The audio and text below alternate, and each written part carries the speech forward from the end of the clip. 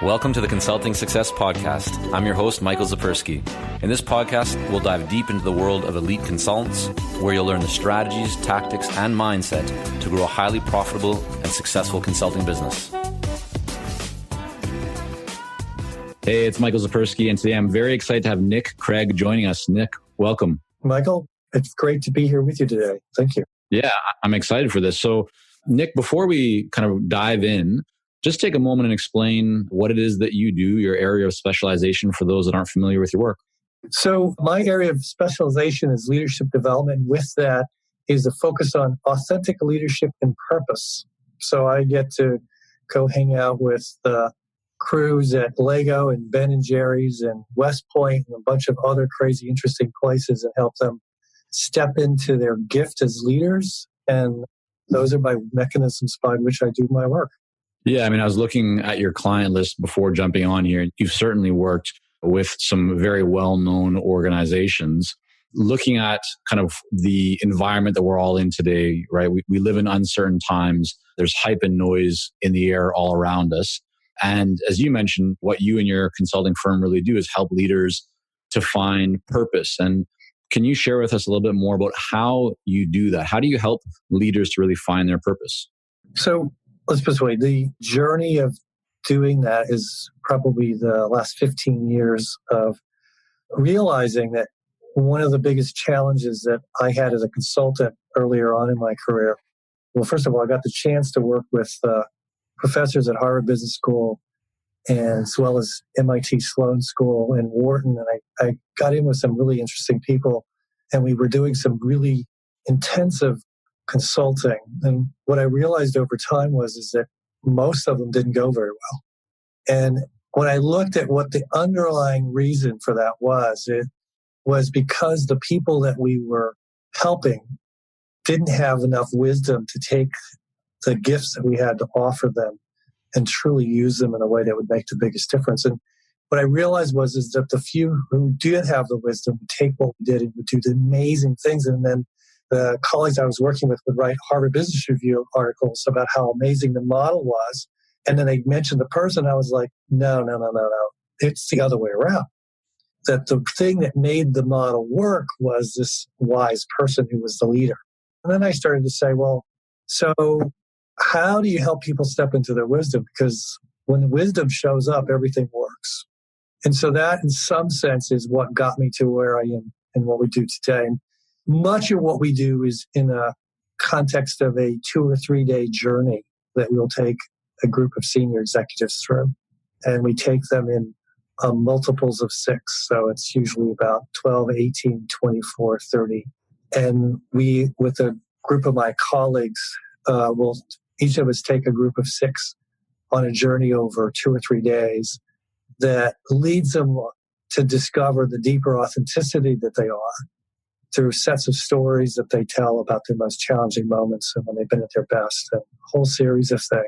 But into that place of understanding what is the purpose that has always been leading them, that they didn't know really what it is. But once they know it, they go, oh my gosh, that makes complete sense. And that epiphany that comes with that. We then end up working with them to refine how they're going to then apply that within the leadership challenges that they face and the unpredictable realities that they're struggling with, and then work with them over a period of time to then really step into the gift that's their purpose. So that's what we do. And do organizations seek you and your company out because they're looking for help with their purpose, or is something else on their mind that they're coming to you for help with, but that ends up then as part of the conversation shifting to it's connected to purpose? So most of the time when we are walking into an organizational system, they've got 2 or 3 different levers they're trying to pull. So usually they're trying to pull a lever that has to do with strategic awareness of the world that people are living in today. They'll be dealing with a lever that usually has to do with interpersonal dynamics and behavior and what is it that people need to step into to be more effective in a world in which teams are being reconfigured all the time, right? And the third thing that they'll be focused on is the one that we tend to get called in for, is a deep level of self-awareness that allows the leaders to be so much more present and able to really bring what it is that they can, that is their raison d'etre, into whatever that environment happens to be. But really know it at that depth that allows them not to lose it.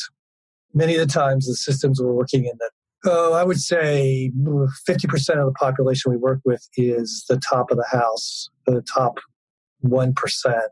And for most of them, the challenge is that when we interact with them, many of them have gone from having spent most of their life being rewarded for an expertise or skill they have, and they're now in a role in which they aren't doing that anymore.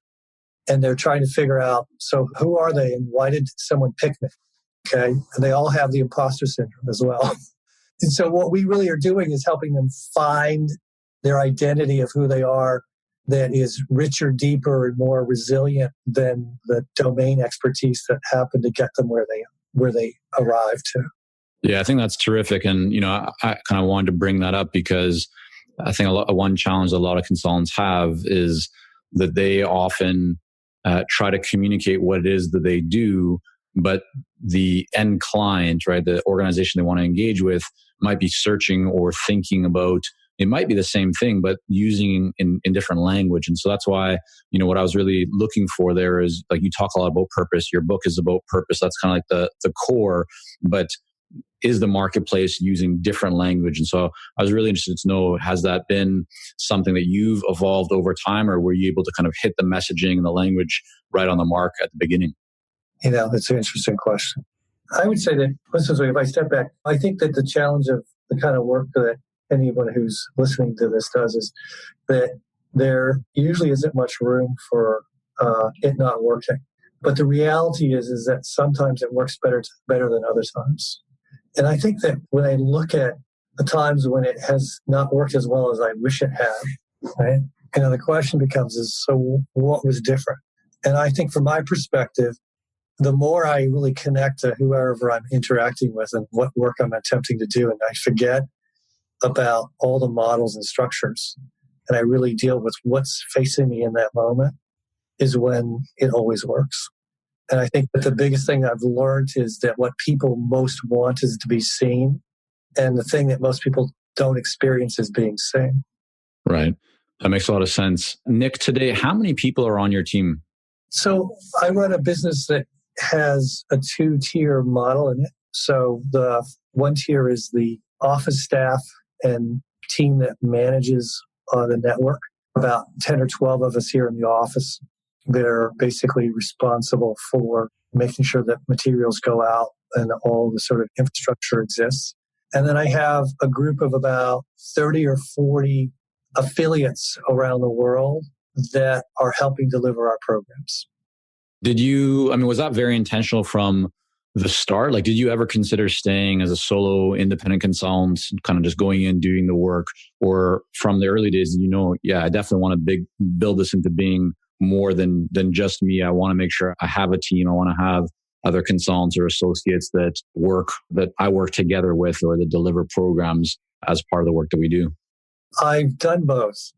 So I spent probably 5 or 6 years on my own.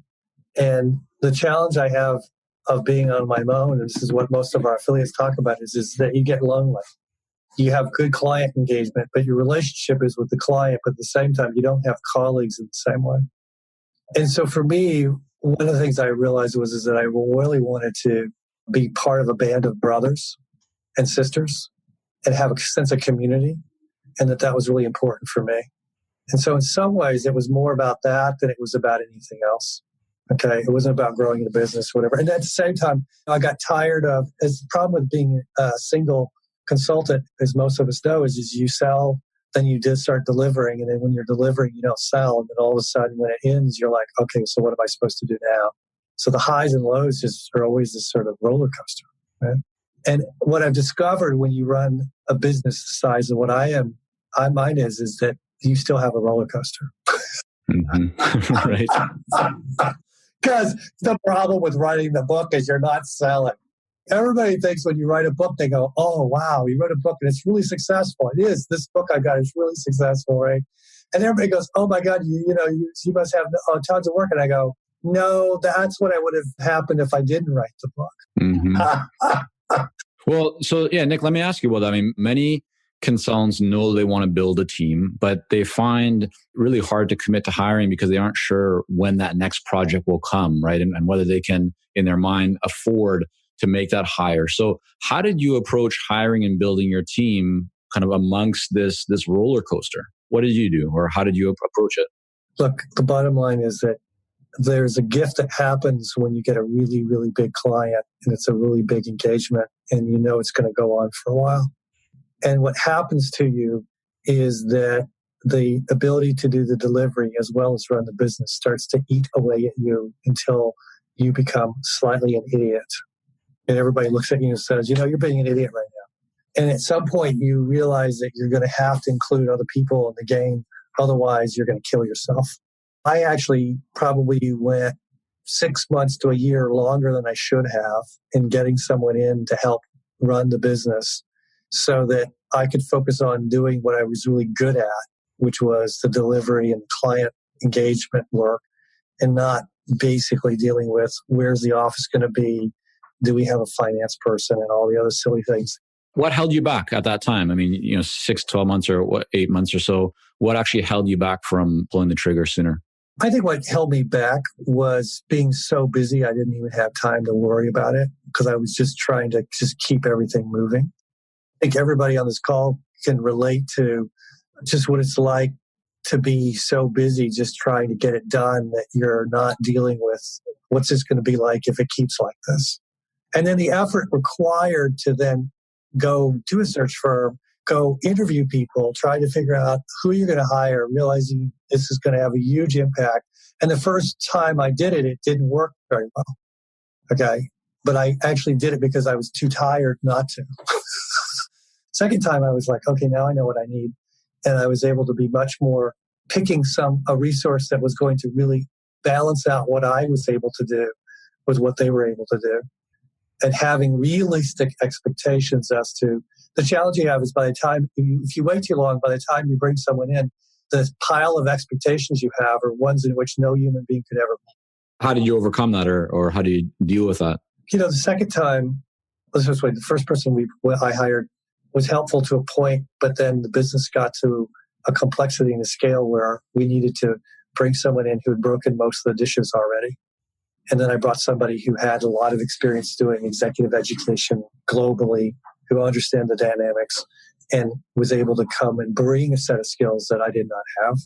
It's really interesting. When I look at what I do for a living and what I'm doing with clients and effectiveness of what I'm able to do, it's really powerful, the impact that I get to have. And I'm always surprised at how useful what I have to say is for people. I am humbled at my own ability to run a business. On the scale of 1 to 10 of what I do for a living, which is just really helping leaders step into their gift and lead from it. I'm right up there with just about anybody else who's really good. Okay. I'm not saying that from a place of hubris as much as, it's pretty much what shows up. When it comes to running a consulting business and all the dealings with it, I feel like I've broken all the dishes. I still am humbled at how hard it is to put on that hat. Okay. How few people I meet who are really amazing at it, at the way that, and then when they talk about how they pull it off, I go, okay, that's not exactly the world I'm living in. So I have to think about how would I do it in my world? And it's always humbling. So for you, we're kind of talking about marketing now and running the business. What is currently working best for your company to generate leads and inquiries so that you can move away from that roller coaster as much as possible? While we work with a lot of seasoned and experienced consultants here at Consulting Success, I'm often contacted by new early stage consultants. Invariably, the question I'm asked is, what are the steps I should take to become a successful consultant and grow my consulting business to my first 6 figures per year? Well, I'm excited to announce that we've opened the doors for our Momentum program. This is our most popular program for early stage consultants, and it has helped almost 1,000 consultants to start, run, and grow successful consulting businesses. It gives you the step-by-step plan to help you with your messaging, your fees, and pricing strategies, how to win more proposals, how to go to market more effectively, developing a marketing system to generate leads consistently, and so much more. And right now, until September the 19th, you can sign up for Momentum and get 50% off the regular price by going to consultingsuccess.com/audio. That's consultingsuccess.com/audio, AUDIO. Only 100 spots are available to join Momentum and get 50% off. This deal is only available until September the 19th or until all 100 spots are gone. We won't be opening up new spots in this program for several months, so don't wait. Go to consultingsuccess.com/audio. That's consultingsuccess.com/audio, AUDIO.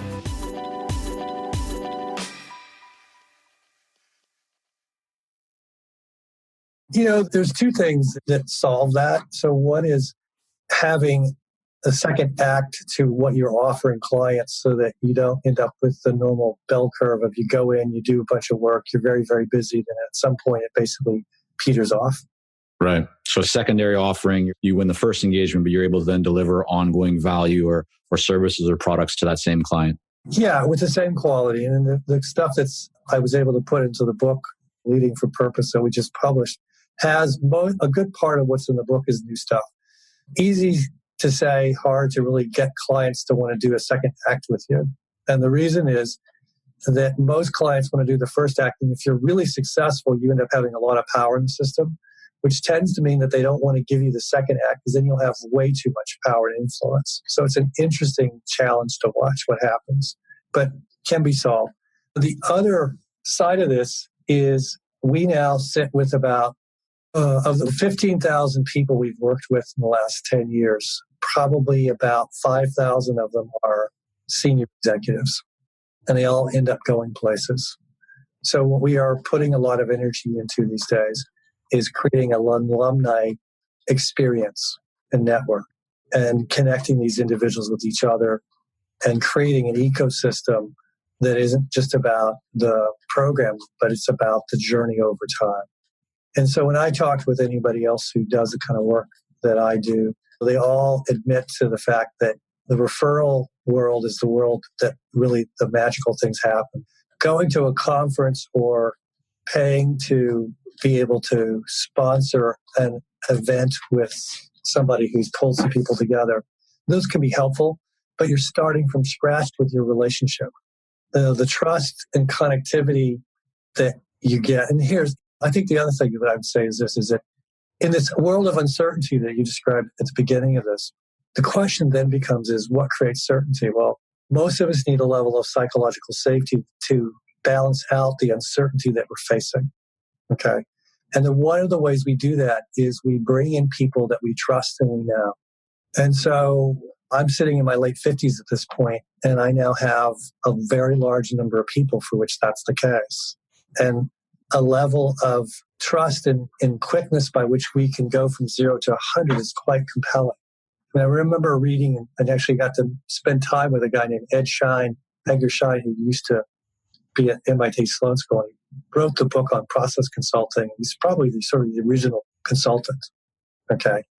And I remember we were talking, and he said, the way I've been successful is because I did good work, and then other people found out about it because of the people that I did it with. The laws of gravity are so clear, right? You can do all kinds of stuff. But the truth is that if I'm going to go with somebody I don't know that has something sexy, or somebody who has helped me get out of hell a couple of times, it may not be as sexy what they have, but they've helped me get out of hell many times. Who am I going to give my limited resources of funding and available time to?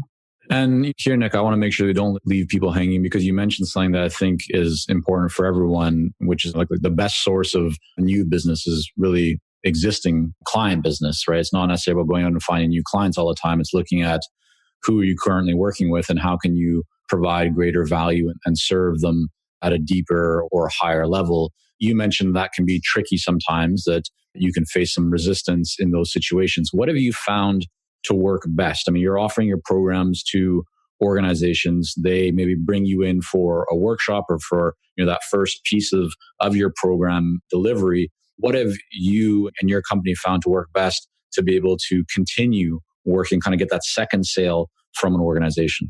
So probably the gift and the problem that we have with what we teach. So there's a lot of things that if I was teaching stuff on strategy or results-driven change, which is stuff I used to teach and used to do, strategy execution.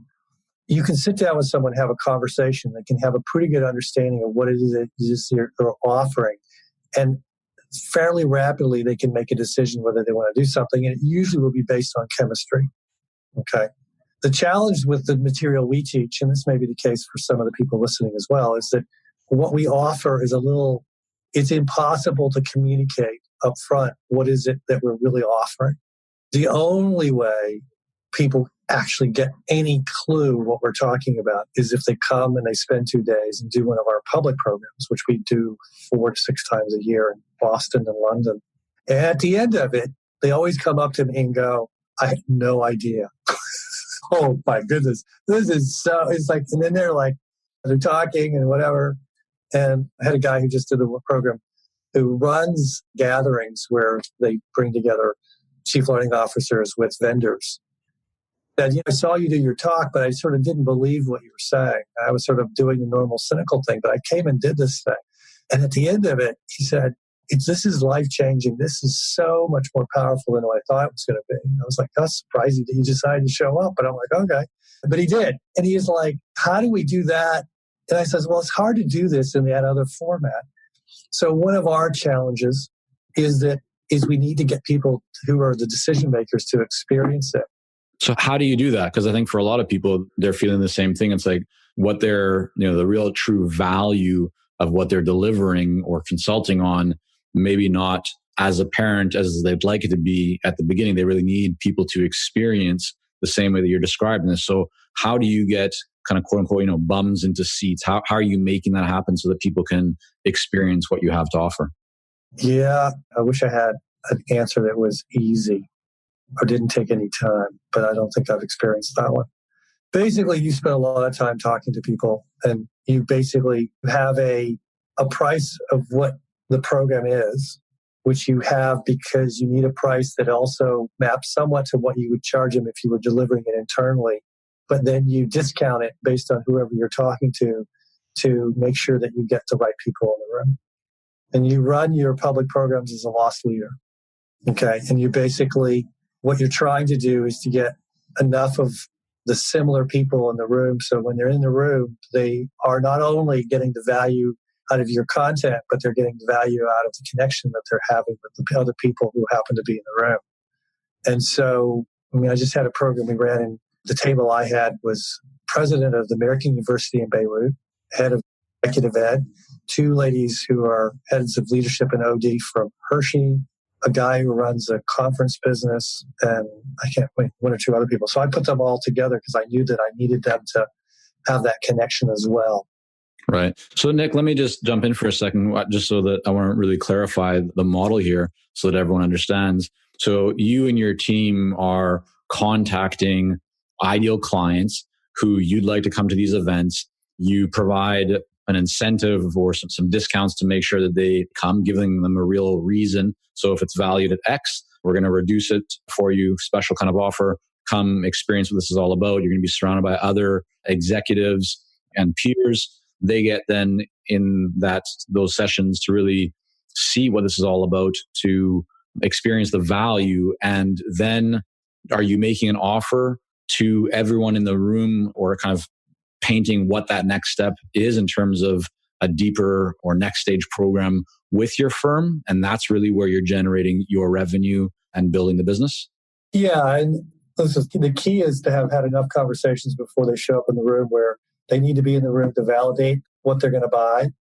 And basically, it's through other people that have done the program that you can connect them to, that they know or they would like to know, that they have those conversations with, that creates the credibility of them saying, okay, this is worth taking a look at. Once again, it's a relationship-based environment that we live in.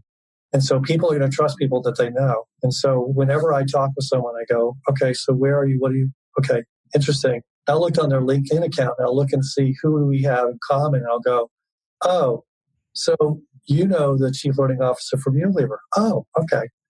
Well, here, let me email the 2 of you guys. You guys should talk about what we do or whatever. And all I'm saying is that those are some of the key things. People aren't going to trust anything that any of us consultants say about our stuff, because all of us are going to say that it's great. What they're going to trust is somebody that they know who's a little crusty, who's done our stuff, who says, it's good stuff. Here's the thing you got to watch out for, but it's worth doing. I was talking to this guy who runs these conferences, and he said, Nick, your presentation was really great. Problem is it was too good. He says it would have been better if you'd had one of your clients talking about it and talking about what worked and what they struggled with. That would have been what would have gotten everybody to want to do it. I was like, oh, that's interesting. Yeah, well, I mean, this is a really unique model, and I appreciate you coming on here and sharing what you're up to. I want to make sure also, Nick, that people can learn more about you and your work and find out more about your book. What's the best place for people to go to do that? Well, obviously, Amazon is just a simple mechanism. So the book is Leading from Purpose. And there basically is the book, and it's both an audio and hard copy. And you can read it. It's doing very well. We got a lot of good reviews. The first part of the book is really about why purpose matters in the world we live in, and why does it matter to leaders in dealing with the challenges and dilemmas of the real world that we are facing. There's a piece where people get to then say, okay, so what might possibly be the purpose that's been leading me? And then the rest of the book is really about stories from other leaders who've been on this journey as to what really is the positive, what is the impact of leading from purpose on everything from, it actually increases your level of stress, but it creates the positive stress as opposed to negative stress. It's not exactly correlated to happiness, but you will be more fulfilled and satisfied in your life. And what's the website that people should go to learn more about you and your company? They can go to www.coreleader.com, COREleader.com. Fantastic. And then final question here, Nick. What book are you currently reading or have you read recently that you've really enjoyed? The book, and some guys who I now know pretty well, there's a book called New Power. Jeremy Himes is one of the authors, and it is an excellent book on looking at how do you look at what does it mean to create a movement as opposed to having a course or having a brand, and how do you create those things and what works and what doesn't work in the digital social space the company's doing. But it really talks about a different way of thinking about what is power. Instead of being something that you hold and you're the only one that has it, it's about how do you let everyone be a participant. We are in the collaboration together with the crew at Ben & Jerry's right now to see how we're going to play together on some things. And so I think they've got a great way of thinking about why did the NRA do so well? Why did Trump do so well? Right? What is really going on with certain organizations that their products have taken off and other ones haven't? Why did Lego do so well for a period of time? So they help you think about what is it that's really going on from a very different perspective. It's been very helpful for me as well. Great. Yeah. Well, thanks for sharing that. We're going to make sure to link up that book as well as your book, of course, and your website. And Nick, I want to thank you again for coming on here today, sharing a bit of your journey and story and best practices and what's working in your business. So again, a big thank you to you. Well, thank you, Michael, for doing this. I think there's so many of us that are on this journey of running our businesses and being passionate about what we do. But I think just the ability to listen and get a sense of what everybody else is doing and what we can learn from each other, I think is a very, very powerful container that I'm just grateful that you're doing this work. Thanks so much, Nick. You're welcome. Thank you for joining us on this episode of the Consulting Success Podcast. For more episodes and to subscribe, rate, and leave a review, head on over to iTunes. And if you'd like to develop consistent lead flow and a highly profitable consulting business, learn more about our coaching programs at consultingsuccess.com.